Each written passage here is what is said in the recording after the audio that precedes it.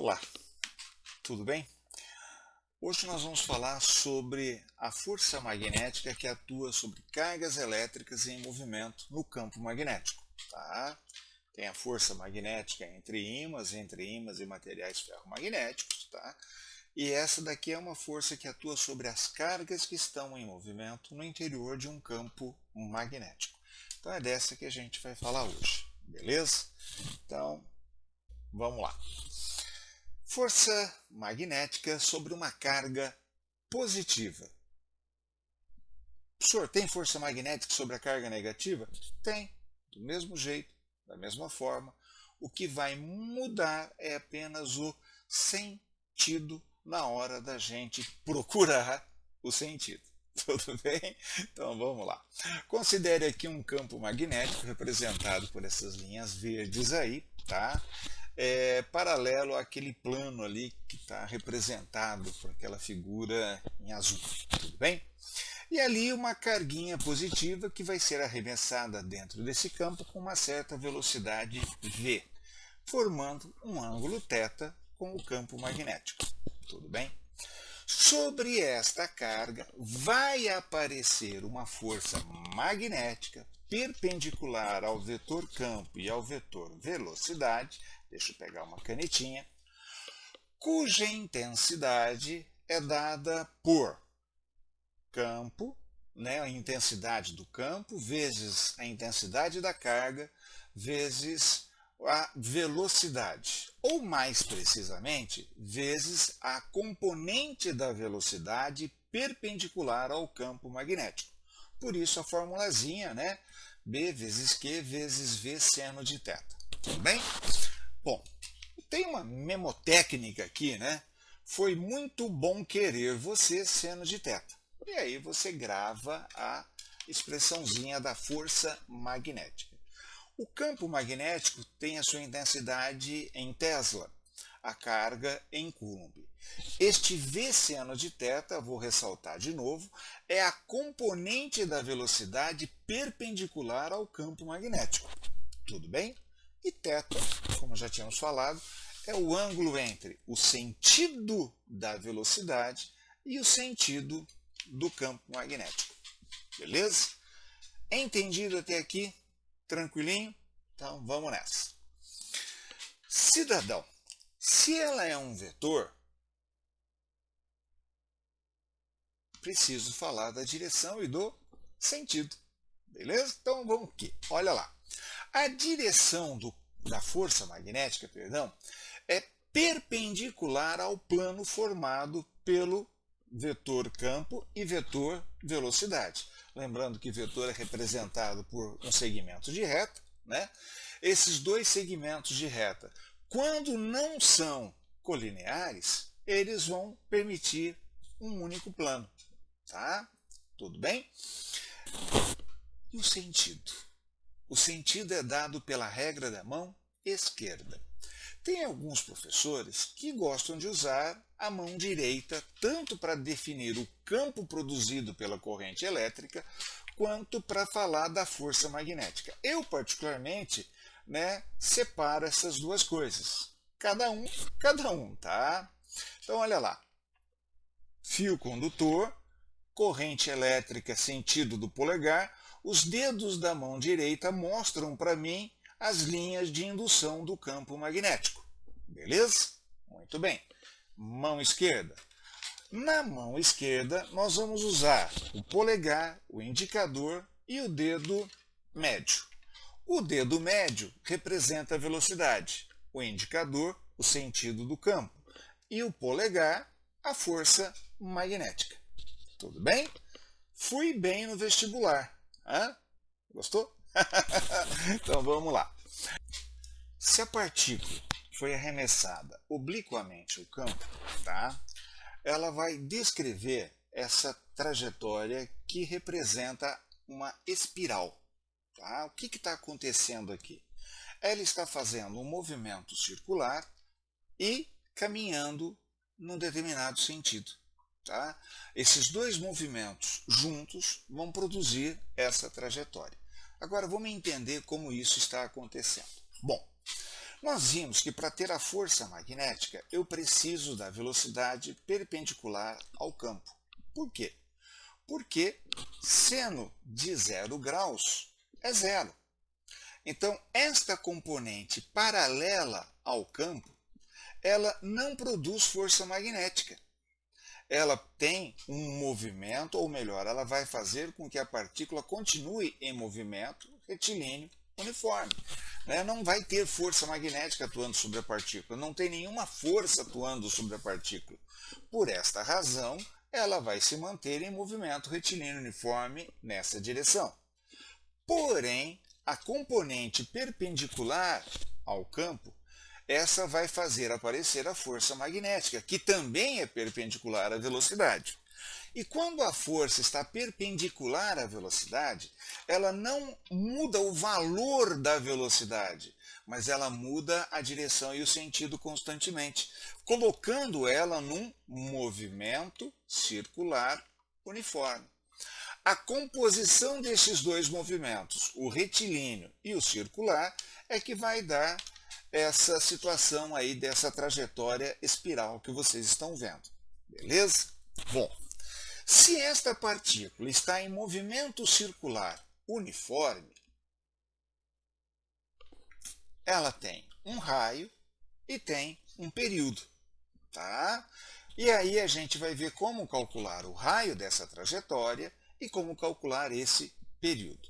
Mas antes, vamos começar aplicando a regra da mão esquerda para fazer a nossa brincadeira. Olha lá. Eu tenho aqui a representação de um campo magnético entrando no plano da tela do teu celular ou do teu computador. Então você, com a tua mão esquerda, cuidado para não trocar de mão, tá? Com a tua mão esquerda, o indicador da mão esquerda apontando para a tela do computador. O dedo médio vai ser a velocidade, que nesse caso está para o alto da tela. Aí vai ter a força magnética apontando para a esquerda. Por esta razão, a trajetória da partícula vai ser esta circunferenciazinha aí. Beleza? Esta circunferência tem um raio. Como é que eu vou fazer para achar esse raio? Olha lá. Como só tem a força magnética atuando na partícula, ela é a força resultante. E por ela obrigar a partícula a descrever uma trajetória circular, ela é uma resultante centrípeta. Aí a gente vai igualar a força magnética à força resultante centrípeta. Tá? Nesse caso, eu estou desprezando o seno de θ. Deixa eu mudar aqui. Eu não estou desprezando, estou considerando que a partícula está perpendicular, a velocidade da partícula está perpendicular ao campo. Então eu não preciso do seno, porque seno de 90 é 1. Tá? E se não fosse perpendicular? Aí você ia colocar o seno na formulazinha, só isso, não vai mudar nada no que nós vamos fazer daqui para frente, beleza? A hora que eu desenvolvo as duas expressões, observa que dá para simplificar esta velocidade com aquela velocidade. O raio aqui embaixo, dividindo, na nossa álgebra, do outro lado da igualdade, operação inversa, ele vai estar multiplicando a carga.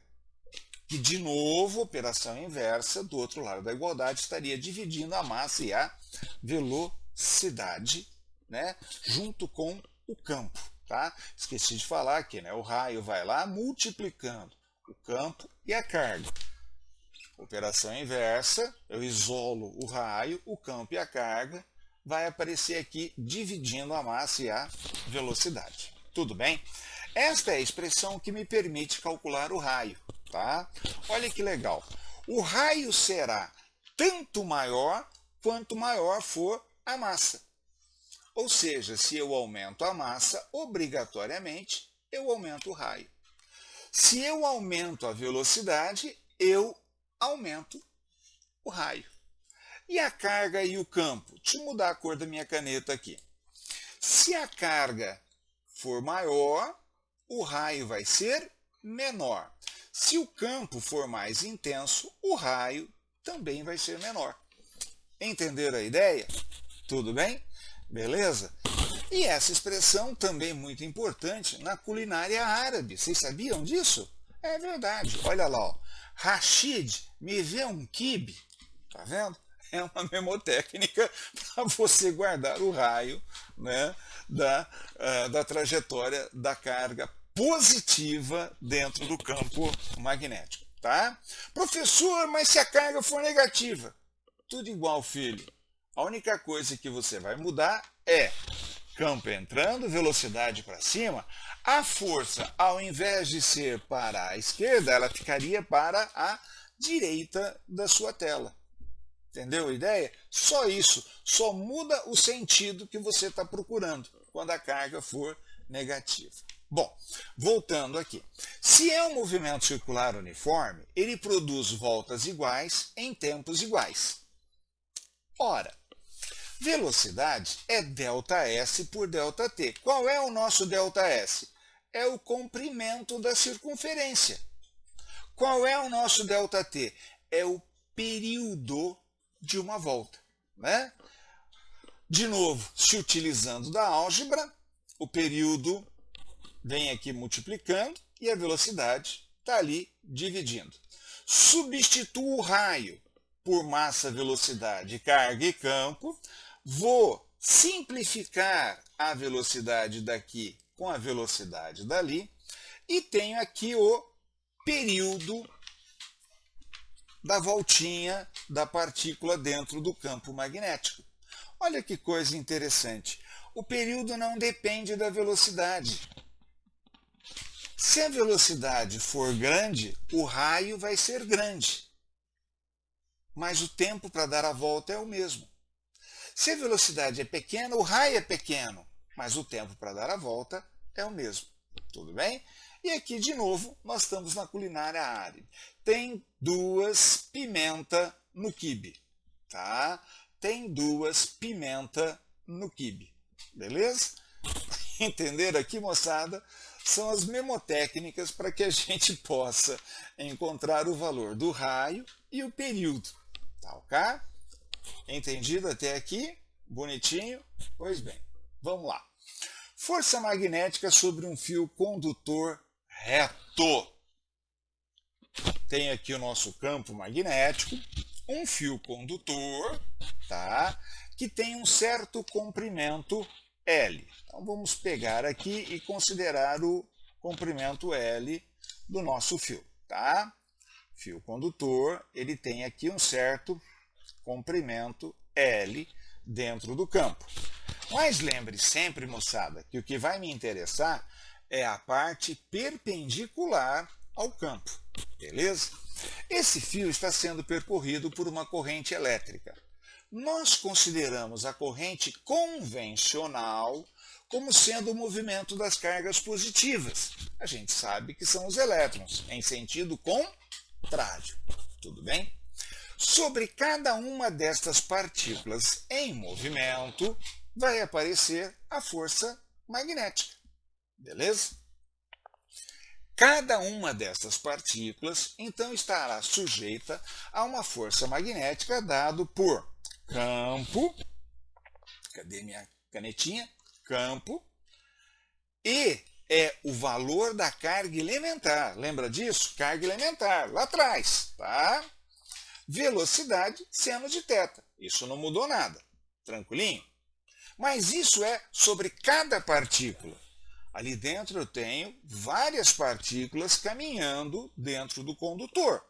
Então, sobre todas elas vai aparecer a força magnética, tá? Sem problema nenhum. Aí a força magnética sobre o fio condutor é a soma das forças magnéticas sobre cada uma destas partículas. Tranquilinho? Substituindo, tá? N vezes Z vai representar para a gente a carga elétrica. A velocidade eu troquei pelo comprimento dividido por ΔT. Tá? Ora, velocidade, ΔS, ΔT. O ΔS aqui é o comprimento do fio.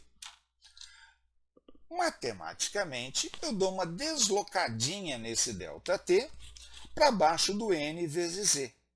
E isto daqui está representando para nós a intensidade da corrente elétrica dentro daquele fio. e vai aparecer para a gente a famosa fórmula do Bill sem θ. Tá? Então, esta é a força magnética sobre um condutor um condutor reto, dentro do campo magnético. Beleza? Entendido até aqui? Né? A dedução, como é que nós chegamos nela? Beleza. Mais um pouquinho. E se eu tivesse dois condutores, um do ladinho do outro? Dois condutores, um do ladinho do outro. Eu vou colocar uma corrente vermelhinha, no outro uma corrente azul. Esses condutores estão separados por uma certa distanciazinha d. As duas correntes produzem campo magnético. E aí, o campo magnético de um condutor vai interferir, vai interagir com a corrente elétrica do outro. E vice-versa. Beleza? Olha como é que fica. Condutor, corrente em vermelho subindo. Do lado direito da sua tela, o campo vai estar entrando em cima da corrente azul. Tudo bem? Então agora a regra da mão esquerda.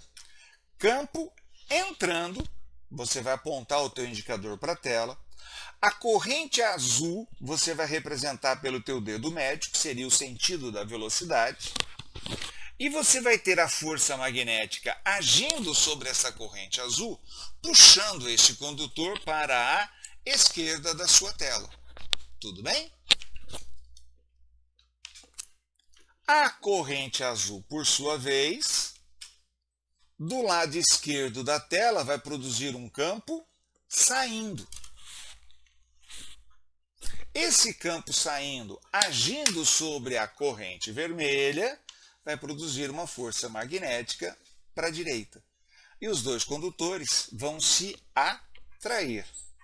Então é lógico, raciocínio rápido, se as correntes tiverem sentidos opostos, esses condutores vão se repelir. Entendida a ideia? E como é que eu vou achar essa intensidade? Ora, da maneira que você aprendeu agora de pouco, a fórmula do Bill. Tá? Então tá aí, a fórmula do Bill. Eu estou considerando o campo produzido pela corrente vermelha sobre a corrente azul. Poderia ser o campo azul sobre a corrente vermelha? Sem problema nenhum. Tá? Sem problema nenhum. Substituindo a intensidade do campo magnético produzido por um condutor reto, que você já aprendeu em aulas anteriores, tem a formulazinha que me permite calcular a força magnética sobre dois fios condutores paralelos muito extensos. Só para despertar a curiosidade, procure na internet como é que foi determinado o valor de 1 ampere. Procure na internet como é que é determinado o valor de 1 ampere. Só para despertar a curiosidade aí. Tudo bem? Entendido até aqui, galera? Pois bem, isto é força magnética sobre cargas elétricas em movimento, dentro do campo magnético. Ok? Só mais um pouquinho. Quero mostrar para vocês uma simulação feita num programa GeoGebra, né, da ophysics.com. Tudo bem? Ele é muito interessante. Você vai ver o campo aqui em 3D e a partícula se movimentando dentro dele em 3D, um campo magnético uniforme. Beleza? Dá uma olhadinha aí. Deixa eu mudar a tela aqui. Olha aqui, gente. No eixo verde, eu tenho o raio da trajetória. Lembra da massa? Se eu aumento a massa, aumento o raio. Se eu diminuo a massa, diminui o raio. Velocidade no eixo X, aquela perpendicular ao campo. Se eu aumento a velocidade, aumento o raio. Se eu diminuo a velocidade, diminui o raio. Carga, se eu diminuo a carga, aumento o raio. Se eu aumento a carga, diminui o raio. Tá? Inversamente proporcional. E o campo também. Se eu diminuo o campo, aumento o raio. Se eu aumento o campo, diminui o raio, também inversamente proporcional. Tudo bem? Esta velocidade no eixo z é que vai fazer a partícula se deslocar na vertical, subindo ou descendo, dependendo do sentido que eu der para ela. Tá? A velocidade no eixo x vai fazer ela ter o movimento circular. A composição destas duas velocidades, tá? A do eixo x e a do eixo z, dentro do campo magnético, que é um campo magnético uniforme, vai fazer com que ela descreva aquela trajetória helicoidal. Aí, olha, tudo bem? Essa é a hélice cilíndrica, né? Bonitinha essa animação, né? Dá até para a gente aumentar um pouquinho o raio, ó. Beleza? Tá aí, gente. Era isso que eu queria mostrar para vocês. Ok? Então não esquece, amo vocês. Até a nossa próxima aula.